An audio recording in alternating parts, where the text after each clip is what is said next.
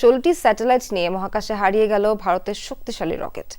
উৎক্ষেপণের কয়েক মিনিটের মাথায় যান্ত্রিক গোলযোগে ব্যর্থ হয় ইন্ডিয়ান স্পেস রিসার্চ অর্গানাইজেশন ইসরোর মিশন। এ নিয়ে টানা দ্বিতীয়বারের মতো অসফল হল ভারতের নিজস্ব প্রযুক্তিতে তৈরি পিএসএলভি রকেট, যা ঘিরে আবারও সমালোচনার মুখে নয়াদিল্লি। রেইনবো অলরাউন্ডার এক্সটেরিয়র পে বাড়ির বাহিরের দেয়ালের সুরক্ষা নিয়ে থাকুন নিশ্চিন্ত, সাথে পাচ্ছেন 10 বছরের ওয়ারেন্টি। সোমবার স্থানীয় সময় সকাল 10:18। অন্ধ্রপ্রদেশের শ্রীহরিকোটার সতীশ ধাওয়ান স্পেস সেন্টার থেকে একটি পর্যবেক্ষণ ও 15টি কো প্যাসেঞ্জার স্যাটেলাইট সহ কক্ষপথের উদ্দেশ্যে যাত্রা শুরু করে 260 টনের পিএসএলভি রকেট যান। সফল উৎক্ষেপণের পর বেশ ভালোভাবে সেপারেশনের 2টি স্টেজ পার করে মহাকাশযানটি, কিন্তু তৃতীয় স্টেজে হঠাৎ করে দেখা যায় বেশ কিছু বিভ্রাট। অপ্রত্যাশিত গোলযোগের কারণে ধীরে ধীরে নির্ধারিত ট্র্যাজেক্টরি থেকে দূরে সরে যেতে থাকে রকেটটি। এক পর্যায়ে নিয়ন্ত্রণ হারিয়ে ছিটকে যায় গতিপথ থেকে।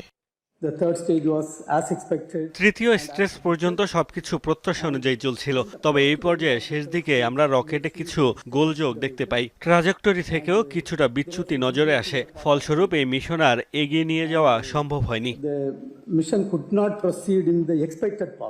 মিশনটির ব্যর্থতার কোনো কারণ এখন অবধি সামনে আসেনি। তদন্ত চলছে বলে বিবৃতিতে জানিয়েছে Indian space research organisation ISRO.